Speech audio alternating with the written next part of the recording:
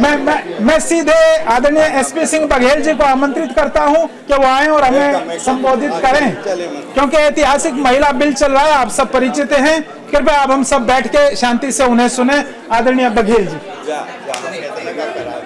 विश्व हिंदी परिषद द्वारा आयोजित अंतर्राष्ट्रीय हिंदी सम्मेलन और राष्ट्रकवि रामधारी सिंह दिनकर जी के 115वीं जन्म जयंती के अवसर पर आयोजित इस कार्यक्रम में पधारे प्रोफेसर रामनारायण पटेल जी, डॉक्टर अरुण जी, प्रोफेसर संध्या बादशाहन, श्री ठाकुर जी, सभागार में उपस्थित हिंदी को पल्लवित, पुष्पित, सिंचित करने वाले तमाम शोध छात्र, शोध प्रपत्र पढ़ने वाले देवी एवं सज्जनों, मैं माफी चाहूंगा, मैं देर तक आपके बीच में रहता, आपको सबको पता ही है। संसद सत्र चल रहा है,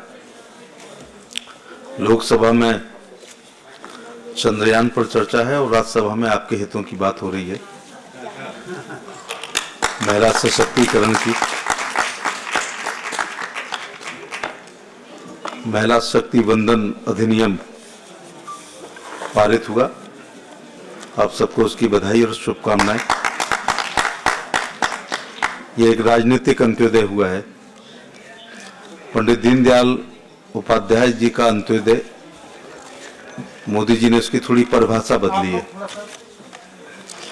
अंत्योदय का मतलब था आखिरी सीढ़ी पर खड़े हुए व्यक्ति के चेहरे पर मुस्कान, मकान के द्वारा, 5 किलो गेहूं चावल निःशुल्क के द्वारा, शौचालय के द्वारा, या उज्ज्वला में गैस के सिलेंडर के द्वारा, किसानों को किसान सम्मान निधि के द्वारा, या 5 लाख प्रति व्यक्ति प्रति साल आयुष्मान कार्ड से इलाज कराने के द्वारा, प्रधानमंत्री शहरी आवास में मकान देकर, प्रधानमंत्री ग्रामीण आवास में आवास देकर, अथवा स्वनिधि योजना में रोजगार के लिए पैसे देकर, या मुद्रा योजना में उनको शिशु, तरुण और किशोर योजना में व्यापार और रोजगार के लिए पैसा देकर ही अंत्योदय किया जाता है। लेकिन अंत्योदय की अवधारणा को, उस सिद्धांत को व्यवहार में बदला गया है कल, और आज बदल जाएगा रात 9 बजे तक।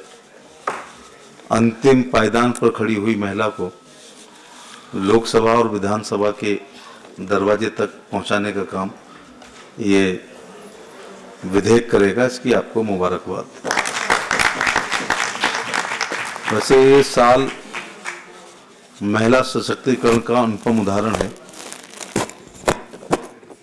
महिलाएं, लोहिया कहा करते थे, महिलाएं सभी वर्ग की पिछड़ी हैं, क्योंकि वो 2 दर्जे की शिक्षा, 2 दर्जे की चिकित्सा, 2 दर्जे का भोजन प्राप्त करती हैं। इसलिए मैं भी देहात में कभी SC, BC, OBC की बात नहीं करता हूं। भोजन के मामले में उनका यह कहना था कि सबसे पहले भोजन करता है जो नेता टाइप का आदमी होता है।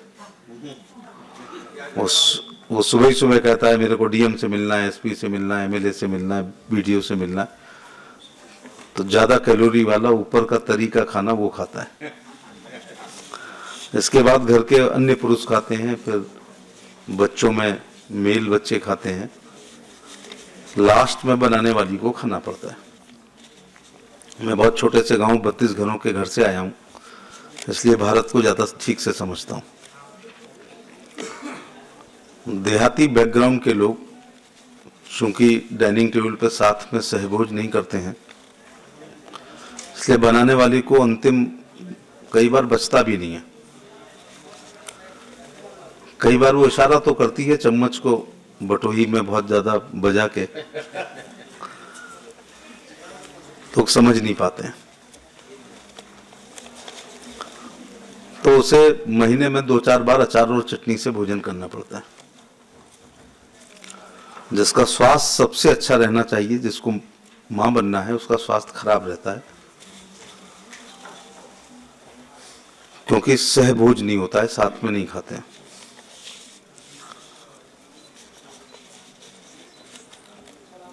अब ये वाली सरकार कवियों के विषय कविता के कथानक भी बदलवा देगी।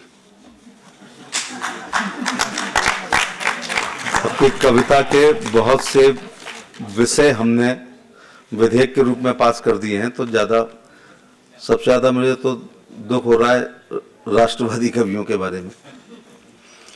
ज्यादा कश्मीर नहीं बोल पाओगे। 370 खत्म कर दी है। सर्जिकल स्ट्राइक के बाद तो उस पर भी नहीं बोलना चाहिए। 35 से खत्म किया गया है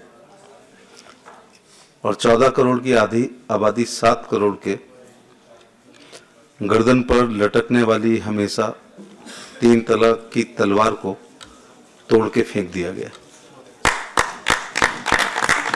देश आईपीसी, सीआरपीसी और संविधान से चलेगा, कबीलाई संस्कृति से नहीं चलेगा। मेरा निजी सौभाग्य कि 1971 में मुझे दिव्यापुर डिग्री कॉलेज दिव्यापुर में डिस्ट्रिक्ट इटावा में 10-11 साल की उम्र में दिनकर साहब को सुनने का अवसर प्राप्त हुआ। उसके बाद उस सदन में आने का अवसर प्राप्त हुआ राज्यसभा में 2010 से 2016 तक के लिए, जिसमें कभी दिनकर साहब राज्यसभा के एमपी के रूप में आए थे। पहली बार आने वाले लोग पीछे ही बैठते हैं, शायद उसी कुर्सी पे वो बैठे होंगे जिस पे हम लोग बैठे।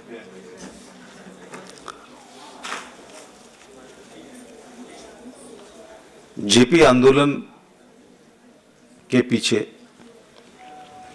दिनकर जी की भी बड़ी सोच थी। मैं विश्व हिंदी परिषद का आभार प्रकट करना चाहूंगा कि उन्होंने दिनकर जी की 115वीं जयंती पर यह आयोजन किया है। जो जात, वर्ग, क्षेत्र, धर्म अपने पुरखों का सम्मान नहीं करता है, वो कभी आगे नहीं बढ़ता। पुरखे भी ऐसे हों जिन्होंने कालजयी रचना उर्वशी लिखी हो, रश्मिरथी लिखी हो, परशुराम की प्रतीक्षा लिखी हो, जिसकी एक एक कविता पर पीएचडीयां हो सकती हैं, क्रांति आ सकती है। मुझे राजनीतिक जीवन में 3 लोग बहुत प्रभावित किए हैं। एक रामधारी सिंह दिनकर जी, लेकिन शेर कम लिखे हैं इसलिए थोड़ा ज्यादा लंबी कविता नहीं पढ़ पाते हम लोग। एक दुष्यंत जी और तीसरे अदम गोंडवी। गोंडवी जी से कम लोग परिचित होंगे, लेकिन कई बार मैं कंफ्यूज हो जाता हूं कि ये गजल दुष्यंत जी की है या अदम गोंडवी की है। मैं खुद कंफ्यूज हो जाता हूं। विधा लगभग एक है, जिसमें गुस्सा, आक्रोश, शोषण, पीड़ा, उत्पीड़न, व्यथा का जिक्र होता है, गैर बराबरी का। मैं भी पूछ रहा था कि दिनकर जी की मृत्यु दक्षिण भारत में रामेश्वरम में हुई थी। बहुत ऐतिहासिक प्रमाणिक बात नहीं है, नहीं हो सकती है, लेकिन मुझे मेरे वरिष्ठ लोगों ने बताया कि तिरुपति। हाँ, इसलिए आपने कंफ्यूज कर दिया। मुझे तिरुपति बताया गया था और उसके पीछे की एक कहानी है। उसके पीछे की एक कहानी है। नहीं, तिरुपति दूसरे मतलब से गए थे। जैसे मैं कहीं भी जाऊं मेरे को फोटो खिंचानी पड़ती है, सिफारिश करनी पड़ती है। 74 का छात्र आंदोलन याद ही होगा आपको, समग्र क्रांति जेपी के। मन हो रहा था कि आंदोलन किया जाए, कौन नेतृत्व करेगा। अब यहाँ तो आधे बिहार के लोग बैठे हैं, तो मैं आपको क्या समझाऊं। इसीलिए कदम कुआं आपको ज्यादा आप जानते हैं, गांधी मैदान को आप ज्यादा जानते हैं, जेपी के गांव को आप मेरे से ज्यादा जानते हैं। कहा गया आंदोलन किया जाए, जनता तैयार है। जेपी किम कर्तव्य विमूढ़ थे, स्वास्थ्य खराब था। एक ये भी था, भावुक लोगों के साथ बड़ी दिक्कत होती है, जो अर्जुन के साथ महाभारत में हुई थी। अगर कृष्ण ना होते तो दुर्योधन का ही राज होता। अर्जुन युद्ध के मैदान में बहुत भावुक हो गए थे। जिनकी गोद में खेले हों उनकी वध करना बड़ा कठिन होता है। तो जेपी ने कहा कि जवाहरलाल नेहरू मेरे निजी दोस्त थे, और जो शब्द उन्होंने इस्तेमाल किया हिंदू के खिलाफ आंदोलन करना बड़ा अजीब लग रहा है। व्यक्तिगत आक्षेप लगाना भी बड़ा कठिन है। इंदिरा गांधी को वो हिंदू कहा करते थे। किसी ने मुझे बताया कि प्रियदर्शनी नाम भी शायद उन्होंने रखा था। हो सकता सच ना हो, क्योंकि यहाँ बातें टेप हो रही हैं। किसी ने बताया।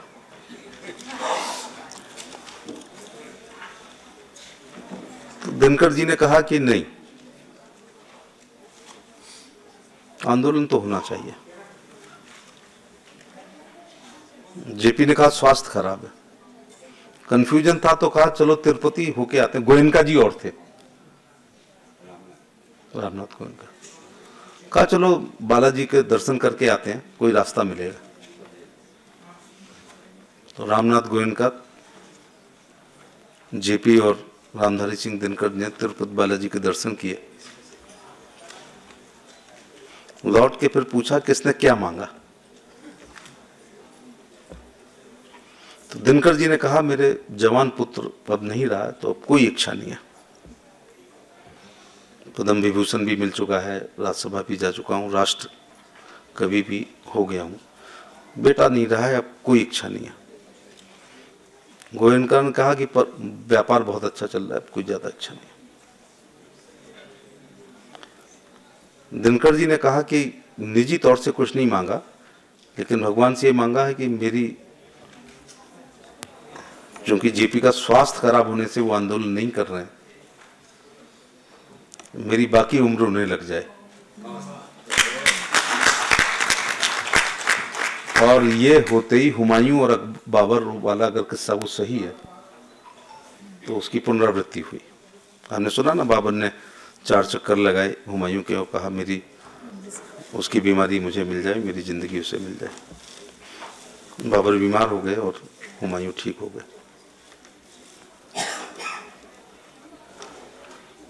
ये कहते ही दिनकर जी को चक्कर आया। इतने जल्दी बालाजी सुनते हैं, और जेपी की गोद में ही वो गिरे। अब जेपी को लगा कि कुदरत चाहती है कि मेरा स्वास्थ्य ठीक हो। दिनकर जी की बात पूरी हो गई है, तो अब आंदोलन होगा। अब ये चिकित्सीय सुविधा रही हो या कुछ बात हो, जेपी का स्वास्थ्य ठीक होने लगा। उसके बाद क्या हुआ पुरानी पीढ़ी को नहीं पता है। उसके बाद ये हुआ, ये उत्तर प्रदेश का मुझे पता है, 85 सीटें होती थी, 85 की 85 कांग्रेस हार गई। स्वयं इंदिरा गांधी हारी राजनारायण जी से, और संजय गांधी हारे रविंद्र सिंह से, अमेठी से। जनता पार्टी का राज हुआ, और क्या हुआ, जनसंघ का विलय हो गया। अभी I.N.D.I.A बन रहा है, अभी मर्जर नहीं हो रहा है, पैक्ट हो रहा है। उस समय मर्जर हुआ था, किस पार्टी का हुआ था? जो कांग्रेस के नीति सिद्धांत कार्यक्रम से, पश्चिमीकरण से सहमत ना होते हुए पंडित दीनदयाल उपाध्याय और श्यामा प्रसाद मुखर्जी ने जिस जनसंघ को बनाया था, जिसका चुनाव चिन्ह दीपक था, उसका तेल फेंक दिया गया, बत्ती बुझा दी गई, और एक जनता पार्टी बनी जिसके अध्यक्ष चंद्रशेखर हुए। मैं बीच में दिनकर जी को लाया करूंगा राजनीति के साथ साथ। क्या ये उसी समय की है, सिंहासन खाली करो की जनता सी, उसी समय की? कितने पहले की है?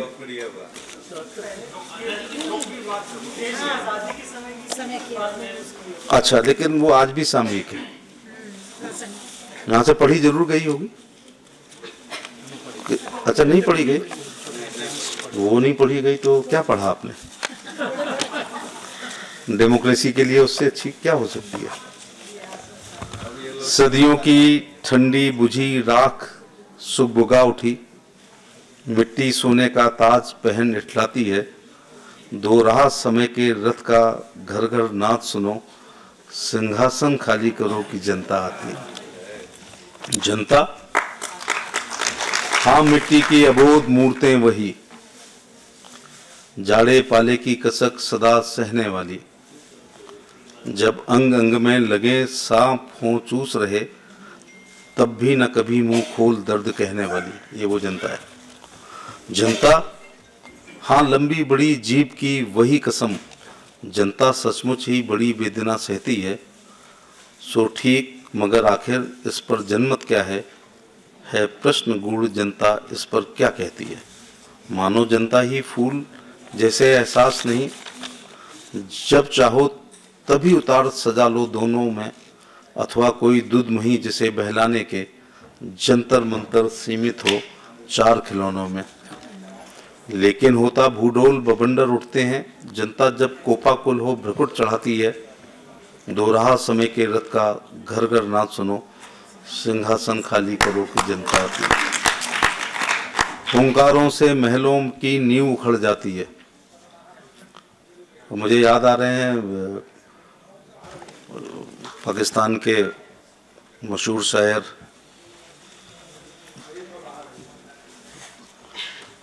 जिसमें लिखा है कि वो मुमकिन है हम भी देखेंगे, लाजिम है हम भी देखेंगे, हम देखेंगे हैं, तक तो उछाले जाएंगे, ताज बिखेरे जाएंगे। वो डेमोक्रेसी के लिए।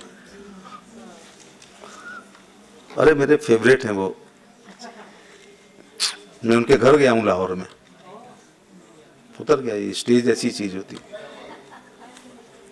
हम देखेंगे। वो तो कम्युनिस्टों का राष्ट्रीय गीत है, लेकिन उसमें है क्या? डेमोक्रेसी के बारे में, ताज उखाड़े जाएंगे, तख्त गिराए जाएंगे, है ना, रुई के गोलों की तरह। चलो, फैज अहमद फैज साहब, मैं उनके घर गया लाहौर में, उनकी बेटी से मिला। हुंकारों से महलों की नींव उखड़ जाती, सांसों के बल से ताज हवा में उड़ता है। मुझे लगता है ये पहले लिखी गई है तो फैज साहब ने इससे प्रेरणा ली है, अगर ये पहली है जी। और फैज साहब की देख लो जरा, गूगल, बच्चे बैठे हैं तो हम देखेंगे, जिसमें फैज साहब को इसके लिखने पर मार्शल लॉ में बंद किया गया। तब भी वो लिखते हैं कि जेल जाऊंगा तो ये बेड़ियां कलम बन जाएंगी और अपने जिगर से का खून को स्याही बनाऊंगा, तब भी लिखूंगा। खैर, हुंकारों से महलों की नींव उखड़ जाती है, सांसों के बल से ताज हवा में उड़ता है, जनता की रोके राह समय में ताऊ कहां, वो जिधर चाहती काल उधर ही मुड़ता है। अब 2 शताब्दियों सहस्राब्द का अंधकार बीता, गवाक्ष अंबर के दहके जाते हैं, ये और नहीं कोई जनता के स्वप्न जय चिरते तिमिर का वक्ष उमड़ते जाते हैं। जब से विराट जनतंत्र जगत का आ पहुंचा, 33 कोट हित सिंहासन तय करो, तब पॉपुलेशन 33 करोड़ थी। जब से विराट, अभी 140 है, सबसे विराट जनतंत्र जगत का आ पहुंचा, 33 कोट हित सिंहासन तय करो, अभिषेक आज राजा का नहीं प्रजा का है, 33 कोट जनता के सिर पर मुकुट धरो। Government of the people, for the people, by the people, वही है। आरती लिए तू किसे ढूंढता है मूर्ख, मंदिरों राज प्रसादों में तहखानों में, देवता कहीं सड़कों पर गिट्टी तोड़ रहे, देवता मिलेंगे खेतों में खलिहानों में। फावड़े और हल राजदंड बनने को हैं, सिंगोल। फावड़े और हल राजदंड बनने को हैं, धूसरता सोने से श्रृंगार सजाती है, दो राह समय के रथ का घर घर नाद सुनो, सिंहासन खाली करो कि जनता आती। 1970 79 में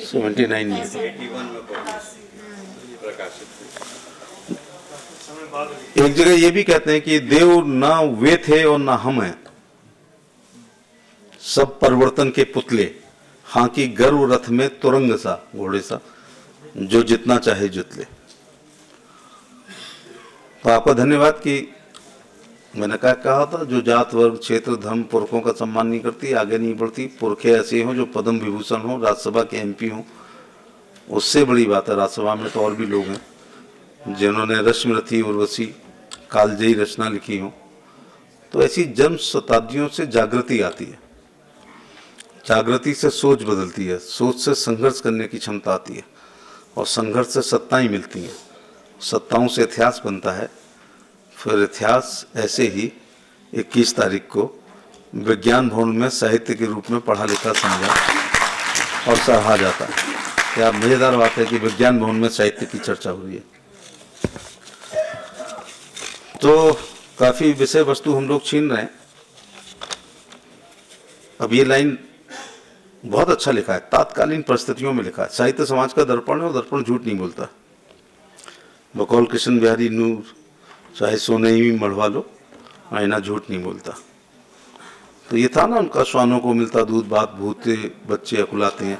अब 5 किलो गेहूं और चावल कई साल से निःशुल्क पा रहे हैं, इसलिए देश में एक भी व्यक्ति भूखा नहीं है, ना एक भी नहीं। इवन कालाहांडी पहली बार एमपी बना था आज से 26 साल पहले, तो भूख से मृत्यु हुई थी। तो बहस थी भूख से हुई है या बीमारी से हुई है। तो उस डेलीगेशन में मैं भी गया था। चूँकि मैं पुलिस में रहा हूँ तो मैंने तरीका ढूंढा कि पोस्टमार्टम में बड़ी आंतों में यदि पचा हुआ और अपचा हुआ भोजन नहीं है तो मृत्यु भूख से हुई है अथवा बीमारी से हुई। तो उनकी आंतों में कुछ था नहीं, लेकिन आज 5 किलो गेहूं चावल पा रहे हैं। तो जरा कभी लोगों और कुछ ढूंढो। अब भूखे बच्चे उखलाते हैं, वो नहीं हो पाएगा। और आज तो मुझे लग रहा है कि ये भी नहीं हो पाएगा। शायद महादेवी वर्मा जी की है। मैं विज्ञान का छात्र हूँ इसलिए माफी चाहूंगा। अबला तेरी यही कहानी, आंचल में दूध आंख। जयशंकर प्रसाद, वो कामायनी थोड़ी पढ़ने की कोशिश की थी मैंने, मनु का जब वर्णन। विज्ञान का छात्र होकर थोड़ी डग्गेमारी करता हूँ। चलिए अब जिसकी भी, और जब हिंदी साहित्य वाले कंफ्यूज हैं तो मेरे से उम्मीद मत करो। जब हिंदी यहाँ व्याख्याता प्राचार्य आचार्य लोग बैठे हैं और वही कंफ्यूज हैं तो मेरे से ज्यादा उम्मीद मत करो। लेकिन जिसकी भी है, अबला तेरी यही कहानी, आंचल में दूध आंखों में पानी। अब है आंचल में लोकसभा विधानसभा की टिकटें और आंखों में है दृश्य कैसे आया जाए। ठीक है ना। तो क्या ये अब सामयिक है? क्या ये अब सामयिक है? देश काल परिस्थितियों के अनुसार साहित्य भी, लेकिन एक बात अभी सामयिक है। अभी पिछले हफ्ते बहुत बहस चली सनातन पर, तो बोल गए एक सज्जन हमारे मित्र स्वामी प्रसाद मौर्य, लोहिया जी को बहुत मानते हैं। लोहिया जी ने कहा था चर्चा पर्चा खर्चा राजनीति में रहना चाहिए। तो इससे ज्यादा गांव का दौरा करो, कोई नहीं जानता, तो इससे अच्छा है कि कुछ बयान दे दो तो चर्चा में रहेंगे। फिर अखबार रूपी पर्चा छपेगा, हाँ फिर खर्चा हो जाएगा, उसको काटने के लिए फिर प्रेस करनी पड़ेगी। तो सनातन पे बोला ना, वो डीएमके वाले बोले, फिर कर्नाटक के बोले। डीएमके से कुछ नहीं, वो कोई मैं चौंका नहीं, क्योंकि द्रविड़ कटगम की उत्पत्ति ही द्रविड़ियन मूवमेंट से हुई है। एंटी हिंदी हुई, एंटी हिंदू हुई है। वो तो राम सेतु को नहीं मानते। लेकिन ये जो दिनकर जी ने लिखा था वो 24 में अब तय होगा। उस पर फिर इंडिया के बहुत से लोग बयान नहीं दे रहे, क्योंकि समझ रहे हैं कि लोहिया ने कहा था कि धर्म, राजनीति एक अल्पकालीन धर्म है और धर्म एक दीर्घकालीन राजनीति है। तो बड़ा अच्छा है। ये भी कहा था जिंदा को हमें 5 साल तक इंतजार नहीं करते। हालांकि मैं उनके केवल बीच में इसलिए रह रहा हूँ कि अब जो लोग तटस्थ हैं अब बयान नहीं दे रहे हैं। कांग्रेस ने बयान नहीं दिया सनातन पर, समाजवादी पार्टी ने भी नहीं दिया, सब चुप हैं। तो 24 में अब मुझे दिनकर याद आ रहे हैं कि समर से नहीं पाप का भागी केवल व्याध जो तटस्थ हैं समय लिखेगा उनके भी अपराध। चाहो तो इसमें ऐसे भी जोड़ लो, जो तटस्थ हैं समय लिखेगा उनका भी इतिहास। इतिहास के पन्ने में लिखा जाएगा कि वो, मैं इसको यूं कहता हूं कि महाभारत में द्रौपदी का चीरहरण दुशासन और दुर्योधन कर रहे थे, लेकिन कर्ण, द्रोणाचार्य और भीष्म पितामह तटस्थ होकर के देख रहे थे, तो उसी दिन उनकी मृत्यु तय हो गई थी।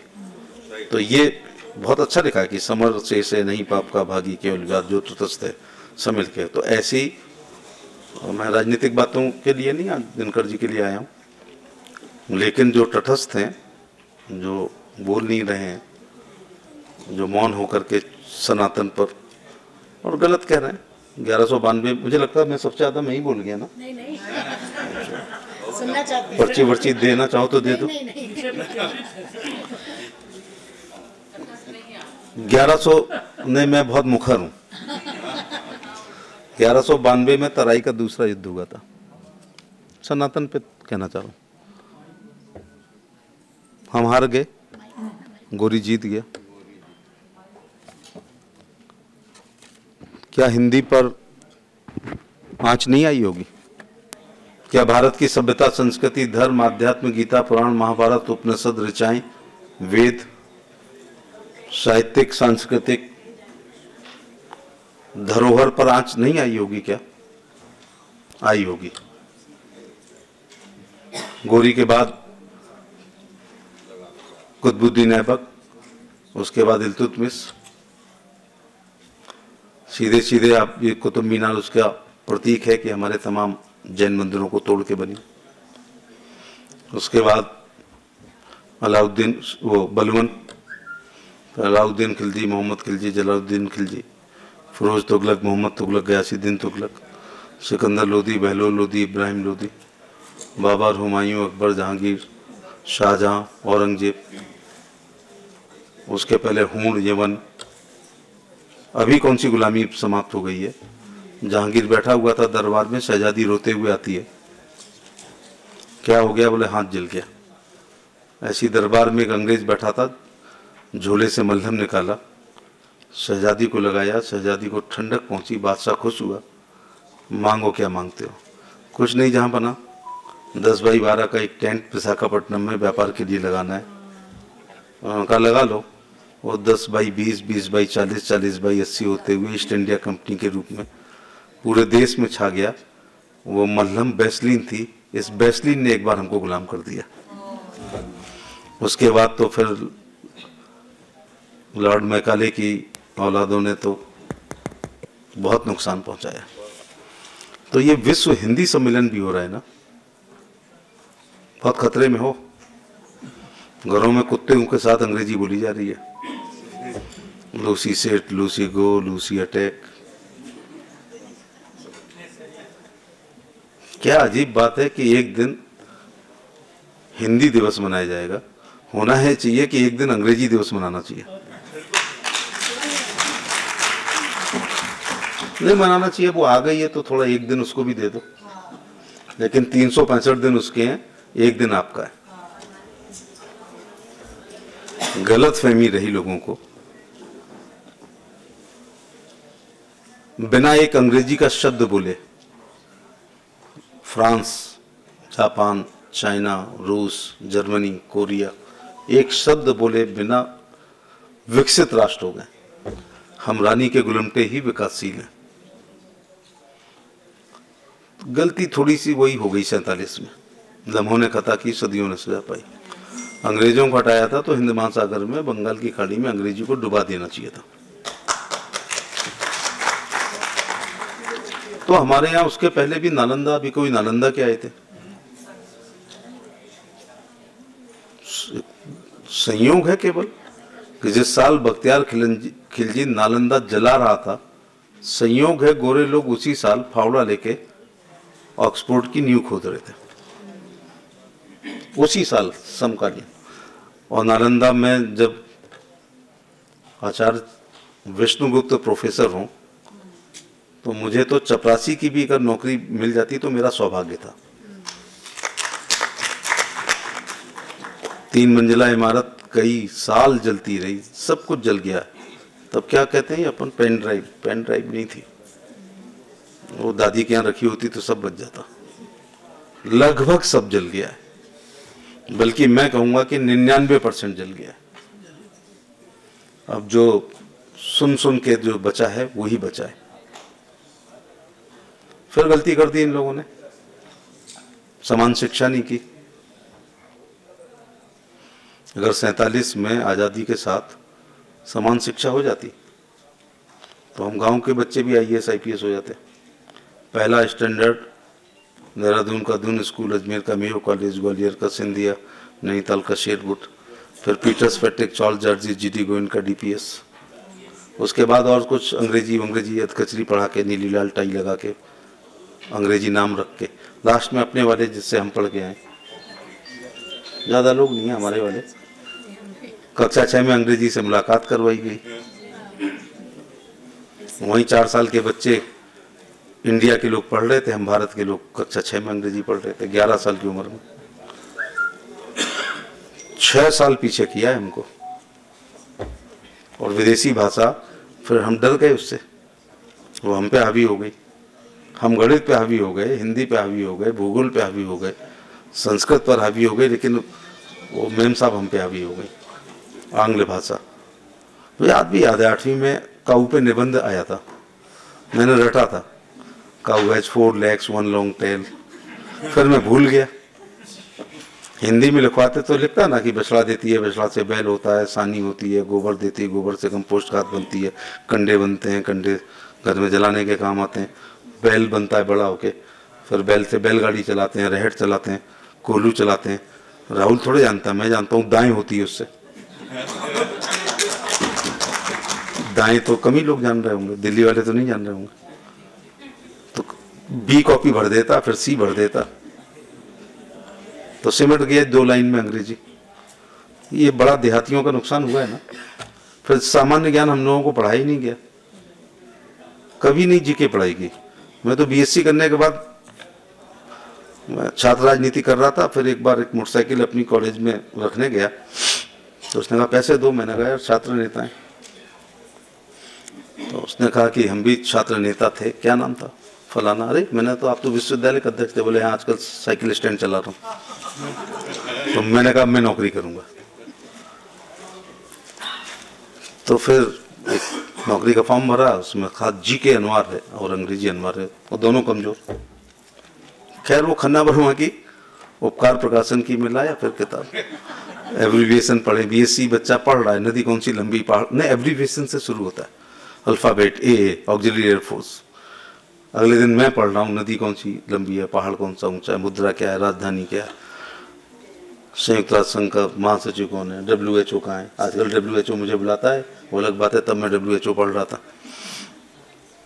और किससे कंपटीशन, जिनके यहाँ कंपटीशन मास्टर आती थी, द हिंदू अखबार पढ़ते थे। तो ये देहातियों का नुकसान हुआ है ना। तो विषय से हट गया हूँ मैं, चला जाए पार्लियामेंट से। मुझे लगता तीसरा वो आ गया होगा। आप सबको बधाई, शुभकामनाएं कि अपने पुरखों को याद करने के लिए आप आए, माँ भारती की सेवा कर रहे हैं। मैं लोक भाषा, लोक भोजन, लोक भूषा का हिमायती हूँ, इसलिए घर में कम से कम हिंदी में बात कर लो। एकदम जो बच्चा पैदा होता है 8-10 दिन का, उसकी एलीट क्लास की दादियाँ नानियाँ, क्योंकि अब तो पीटर्स पैट्रिक से पढ़ी हुई दादियाँ भी बन गई हैं ना, नानियाँ, और अपनी माएँ, मम्मीज़, वो बच्चे से अंग्रेजी में बात करती हैं। आपने देखा होगा 4-6 दिन के बच्चे से भी अंग्रेजी में बात करती है। तो हिंदी और ये सब अपने साहित्य सब इसलिए बहुत ज़्यादा ज़रूरी है क्योंकि पश्चिमीकरण बहुत हो रहा है। मिक्की माउस बच्चे जानते हैं, टॉम एंड जेरी जानते हैं, हैरी पॉटर जानते हैं, लव कुश पूछने पर कंफ्यूज हो जाते हैं। और राम जी की माँ कौशल्या थी, कैकेयी थी, सुमित्रा थी, तो गूगल का इस्तेमाल हो रहा है। तो कृपया आने वाले समय में हम और किसी दिनकर को याद कर सकें, जयशंकर प्रसाद को याद कर सकें, उपाध्याय जी को याद कर सकें, महादेवी वर्मा को याद कर सकें, कबीर रहीम को याद कर सकें, गोसाई जी को याद कर सकें, वाल्मीकि जी को याद कर सकें, निराला जी को याद कर सकें, तो हिंदी पे ध्यान देना पड़ेगा, वरना इन्हीं के साथ फिर सब पुरखों को याद करेंगे, आधुनिक कवि को आगे याद नहीं कर पाएंगे। बहुत बहुत धन्यवाद। हिंदी की सेवा आप सबने की, माफ़ी चाहूँगा। और जिन जिन को यहाँ इनाम मिला है उन सबको बधाई, शुभकामनाएं। ये इनाम एक ट्रॉफी नहीं है, दिख रही थी एक चमकीली सी ट्रॉफी, इससे बड़ा मोटिवेशन होता है। कक्षा 4 में शायद मैं पढ़ता था, 9 साल की उम्र थी, अंताक्षरी प्रतियोगिता हुई थी। मेरे टीचर ने मेरा नाम दे दिया और रामचरितमानस की कविताएं रटा दी, चौपाइयाँ। तो अपनी ब्लॉक में फर्स्ट आया, फिर तहसील में, फिर जिले में। इनाम के तौर पर रेक्सोना साबुन की सबसे छोटी वाली साबुन की टिक्की मिली, लेकिन उसकी खुशबू से आज तक महक रहा हूँ, क्योंकि वो इनाम के तौर पर स्व अर्जित साबुन की टिक्की ने पैरों की कपकपाहट को 9 साल में दूर कर दिया, माइक का डर दूर कर दिया और स्टेज का फोबिया दूर कर दिया। आप किसी भी विश्वविद्यालय के हेड हों, मैं आपसे डर नहीं रहा हूँ, चाहे आप हिंदी के कितने ही मर्मज्ञ हों और मैं विज्ञान का छात्र हूँ, पैर नहीं कपकपा रहे हैं।